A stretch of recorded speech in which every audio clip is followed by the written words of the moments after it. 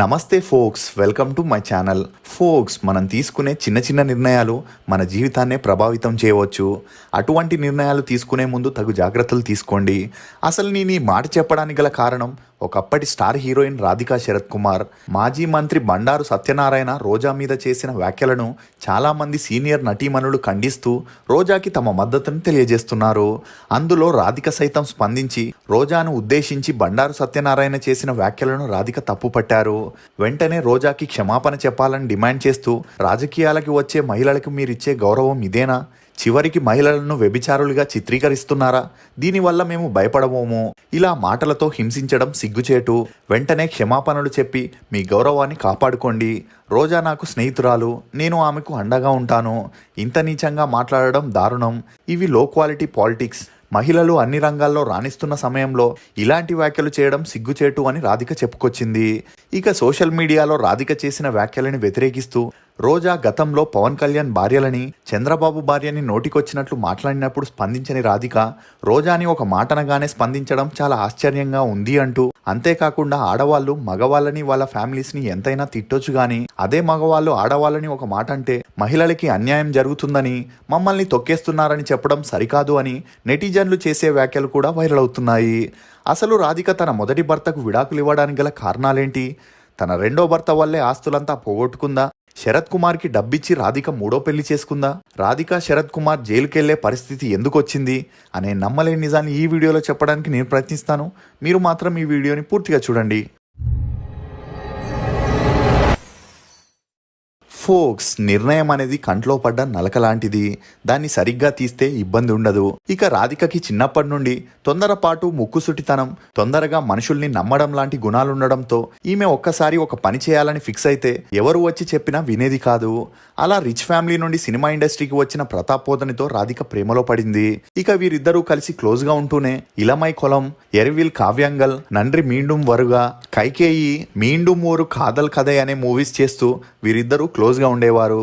అలా వీరిద్దరికి అండర్స్టాండింగ్ రావడంతో పెళ్లి చేసుకోవాలని డిసైడ్ అయ్యారు. ఇక అప్పటికే రాధిక కెరియర్ పరంగా పీక్స్ లో ఉండడంతో రాధిక తల్లి ఇప్పుడే పెళ్లి వద్దని చెప్పినా రాధిక తల్లి మాట వినకుండా ఇండస్ట్రీలో పడే కష్టాలతో విసుగు చెంది ప్రతాప్ ని పెళ్లి చేసుకొని సెటిల్ అవ్వాలనుకుంది. ఇక పెళ్లికి ముందే ప్రతాప్ రాధికకి ఇల్లు, కారుని గిఫ్ట్ గా ఇవ్వడం జరిగింది. ఇక గిఫ్ట్ గా ఇచ్చిన ఇంట్లోనే రాధిక తల్లి, చెల్లి, తమ్ముడు కూడా ఉండేవారు. ఇక ఇదిలా ఉంటే పెళ్లి తర్వాత యాక్ట్ చేయకూడదనే కండిషన్ మీదే ప్రతాప్ రాధికని పెళ్లి చేసుకోవడం జరిగింది. అలా మొదట్లో అతని కండిషన్కి ఓకే చెప్పడంతో 1984లో రాధిక ప్రతాప్ పోతన్ని పెళ్లి చేసుకోవడం జరిగింది. ఇక ప్రతాప్ డైరెక్షన్, యాక్టింగ్లో బిజీగా ఉండడంతో రాధికకి ఖాళీగా ఇంట్లో ఉండడం నచ్చక తను ప్రతాప్ని కన్విన్స్ చేసి 2 ఇయర్స్ సినిమాల్లో నటించి పిల్లల్ని ప్లాన్ చేసిన తర్వాత సినిమాల్ని వదిలేస్తానని చెప్పడంతో ప్రతాప్ కూడా అందుకు అంగీకరించాడు. కానీ రాధిక సీనియర్ యాక్టర్ అయిన శివాజీ గణేశన్తో మంచి సాన్నిధ్యంగా ఉంటూ నీది 10, దావని, కనువుగల్, నేర్మై, వీరపాండ్యన్, రాజఋషి అనే మూవీస్ చేస్తూనే ఇంకోవైపు రజనీకాంత్తో కూడా మంచి స్నేహాన్ని మెయింటైన్ చేసింది. అలా మూండ్రు ముగం, నల్ల వెనక్కు నల్లవన్, అన్బుల్లా రజనీకాంత్, పోకిరి రాజా, రంగా అని తమిళ్లో చేస్తూనే హిందీలో రజనీకాంత్తో కలిసి అసలీ నకిలీ అనే మూవీ చేయడం విశేషం. ఇక తెలుగులో చిరంజీవితోనూ హీరో, బిల్లారంగా, ఆరాధన, ప్రేమ పిచ్చోళ్ళు, సింహపురి సింహం, జ్వాల అనే మూవీస్ని చేసింది. అలా 2 ఇయర్స్లోనే రాధిక 46 మూవీస్లో నటించడం విశేషం. ఇక ఈ ఎఫ్ఐఆర్స్ గురించి తెలిసి ప్రతాప్ రాధికని అడగగా అందుకు బ్రాడ్ మైండెడ్ అయిన రాధిక దాన్ని టార్చర్లా భావించింది. అలా ఇదే విషయంపై వీరిద్దరికి తరచూ గొడవలు జరగడంతో అప్పటికే రాధిక కెరియర్ పరంగా టాప్ పొజిషన్లో ఉండడంతో పాటు తెలుగు, తమిళ్లోని టాప్ హీరోస్ రాధికకి సపోర్ట్ చేయడంతో ప్రతాప్తో ఉన్న రిలేషన్షిప్ చాలనిపించింది. దీంతో పెళ్ళైన 2 సంవత్సరాలకే, అంటే 1986లోనే ప్రతాప్కి రాధిక విడాకులు ఇవ్వాలని డిసైడ్ అయింది. ఇక ఈ మధ్యలో పెద్దలంతా పంచాయతీ చేసి వీళ్ళని కలపడానికి ట్రై చేసినా రాధిక మాత్రం వినకుండా విడాకులు ఇచ్చేసి సినిమా షూటింగ్లో బిజీగా ఉండేది. కానీ ప్రతాప్ మాత్రం రాధిక నిజస్వరూపాన్ని ప్రజల ముందుకు తీసుకురావాలని, లేకపోతే తనను అందరూ తప్పుగా అర్థం చేసుకుంటారని ఒక ప్రెస్ మీట్ పెట్టి, రాధిక డబ్బు మనిషి, పెళ్లికి ముందే నా దగ్గర నుండి ఇల్లు, కార్లని, నగల్ని గిఫ్ట్గా తీసుకుంది. ఇక తనని మూవీస్లో యాక్ట్ చేయకూడదని చెప్తే నన్నే సైకో అని టార్చర్ పెడుతున్నానని అందరి ముందు బ్లేమ్ చేసింది. అంతేకాకుండా ఈమె ఛాన్స్ల కోసం తన కోస్టార్స్తో సంబంధం పెట్టుకుంటుంది. ఈ విషయం నాకు తెలిసి రాధికని నిలదీయడంతో నాకు విడాకులు ఇచ్చేసింది అని ప్రతాప్ చెప్పడం జరిగింది. దీంతో ప్రతాప్ చేసిన వ్యాఖ్యలు మీడియాలో హల్చలయ్యాయి. ఇక ఈ వార్తలు వైరల్ అవ్వడంతో రాధిక మీద జనాల్లో నెగిటివిటీ పెరిగింది. అలా 1 ఇయర్లోనే స్టార్ హీరోస్తో హీరోయిన్గా చేసిన రాధికకి ఆ తర్వాత సపోర్టింగ్ రోల్స్ రావడం మొదలయ్యాయి. దీంతో సినిమాలకి గుడ్ బై చెప్పేసి రాధిక మళ్ళీ పెళ్లి చేసుకుని సెటిల్ అవ్వాలనుకుంది. కానీ ఒక హీరోయిన్ అంటే అందరూ అలానే చూస్తారని, లేనిపోని అనుమానాలతో మొదటి పెళ్లిలాగే అవ్వకూడదని, ఫారినర్ అయితే బ్రాడ్ మైండెడ్తో ఉంటారు కాబట్టి ఇదంతా పట్టించుకోరని రాధిక అనుకుంది. అలా తన ఫ్రెండ్స్ ద్వారా రిచార్డ్ హార్డీ అనే బ్రిటన్ వ్యక్తిని 1989లో లండన్లో కలవడం జరిగింది. అలా రిచార్డ్ని రాధిక కలవడంతో వీరిద్దరికి మంచి సాన్నిధ్యం పెరగడం, అతనితో 1 ఇయర్ డిస్టెన్స్ రిలేషన్షిప్లో ఉండింది. ఇక రిచార్డ్ గురించి చెప్పాలంటే ఇతనిది డబ్బున్న ఫ్యామిలీ. ఆల్రెడీ 2 సార్లు పెళ్ళై విడాకులయ్యి ఉండడంతో రాధికకి రిచార్డ్కి మంచి అండర్స్టాండింగ్ వచ్చింది. దీంతో 1990లో వీరిద్దరూ పెళ్లి చేసుకోవాలని డిసైడ్ అయి సింపుల్గా లండన్లోనే పెళ్లి చేసుకోవడం జరిగింది. ఇక ఇదిలా ఉంటే తన చెల్లెలైన నిరోషాని రాధిక సినిమాల్లోకి తీసుకురావాలనుకోవడం, దీంతో తన తల్లి తమ్ముళ్ళకి ఫైనాన్షియల్గా సపోర్టింగ్గా ఉంటుందని తెలుగులో ముద్దుల మావయ్య, నారీ నారీ నడుమ మురారి, కొబ్బరి బోండం అనే మూవీస్ చేస్తూ 32 సినిమాల్లో యాక్ట్ చేపించింది. ఇక ఇలా ఉన్నప్పుడే రాధిక రిచార్డ్ పెళ్ళైన కొత్తలో అన్నీ బాగున్నప్పటికీ ఆ తర్వాత రాధికకి రిచార్డ్ గురించి ఒక్కొక్క విషయం తెలుస్తూ వచ్చింది. అవేంటంటే ఇతనికి లేని చెడు అలవాట్లు లేవని, ఆ అలవాట్లతోనే అప్పుల బారిన పడ్డాడని తెలుసుకున్న రాధిక షాక్ అయింది. అలా తన ఆస్తులంతా అమ్మినా రిచార్డ్ చేసిన అప్పులు తీర్చలేకపోయాడు. ఇక రిచార్డ్ చేస్తున్న బిజినెస్ లో కూడా నష్టాలు రావడంతో మళ్ళీ తన బిజినెస్ ని స్టార్ట్అప్ చేయడానికి రాధిక దగ్గర డబ్బుని అడగగా, అప్పటికే ప్రెగ్నెంట్ గా ఉన్న రాధిక రిచార్డ్తో ఉంటే ఉండేది కూడా పోగొట్టుకోవాల్సి వస్తుందని ఆలోచించి 1992లో అతనికి విడాకులు ఇచ్చేసి ఇండియాకి వచ్చింది. అలా ఇండియాకి వచ్చిన రాధిక తనకి ఎప్పుడూ సపోర్టివ్గా ఉండే డైరెక్టర్ భారతి రాజాతో తనకి జరిగిన అన్యాయం గురించి చెప్పుకోవడం జరిగింది.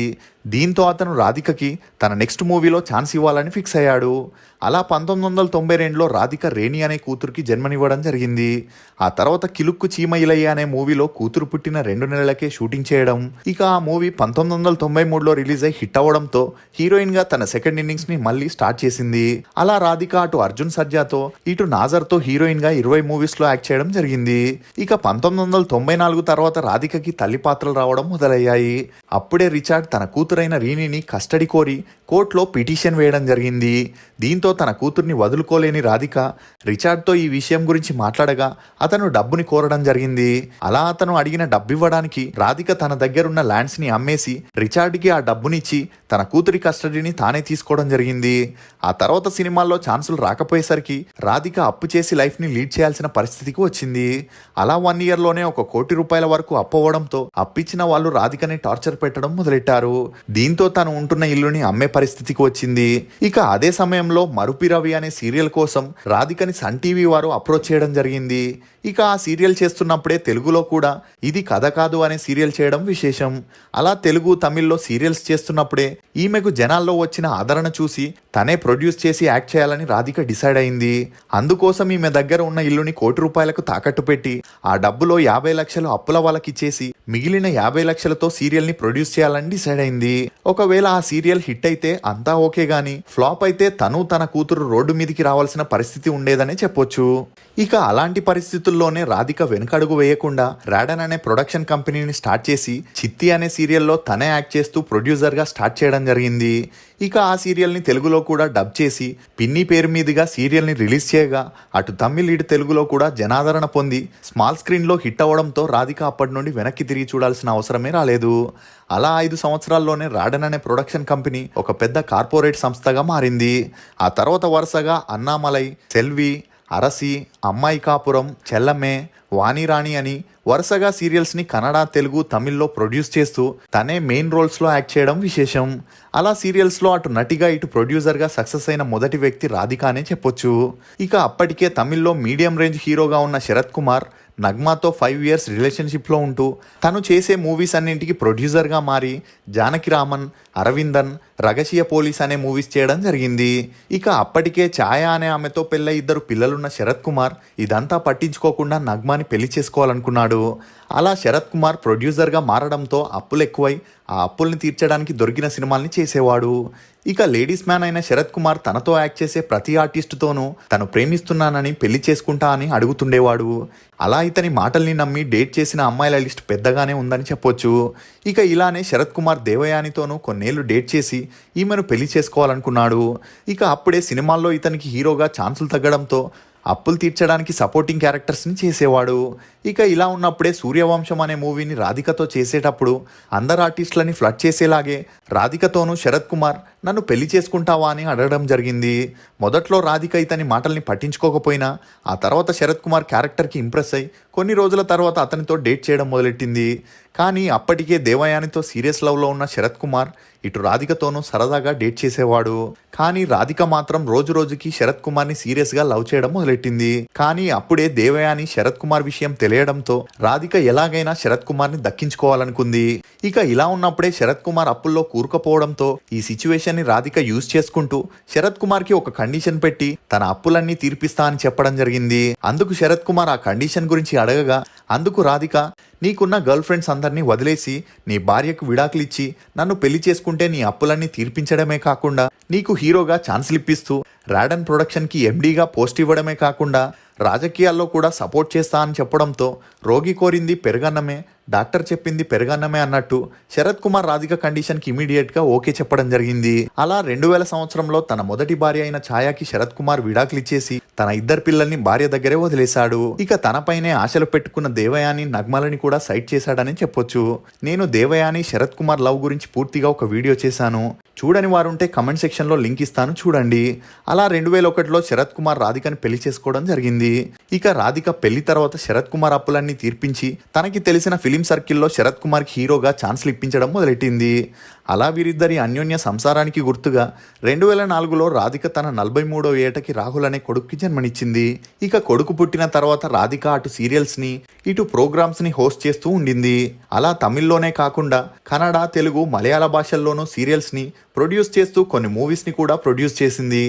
ఎప్పుడూ ఒకేలా ఉంటే దాన్ని జీవితం అని ఎందుకంటారు?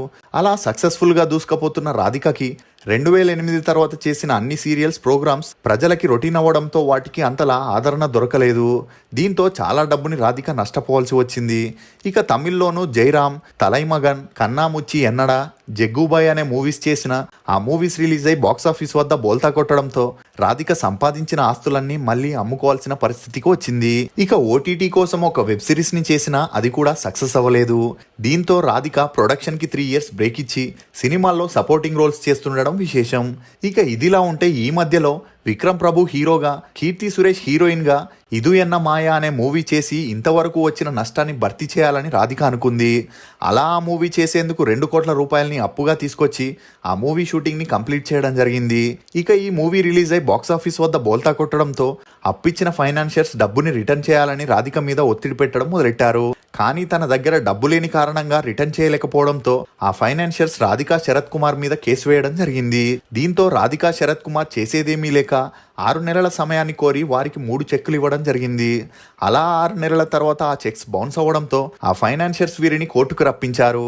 ఇక 6 నెలల తర్వాత ఏ చెక్స్ చెల్లవని ఆ కేసుని కొట్టివేయాలని రిటర్న్లో రాధిక శరత్ కుమార్ కోర్టులో పిటిషన్ వేశారు.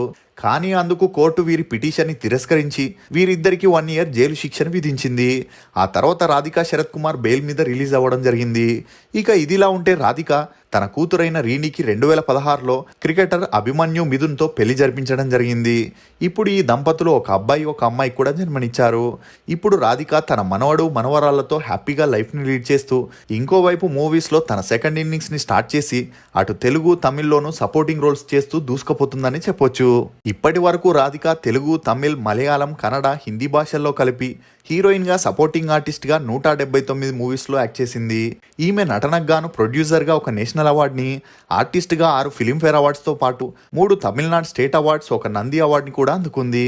మీకు రాధిక నటించిన సినిమాల్లో ఫేవరెట్ ఏదనేది కమెంట్ సెక్షన్లో తప్పకుండా తెలియజేయండి.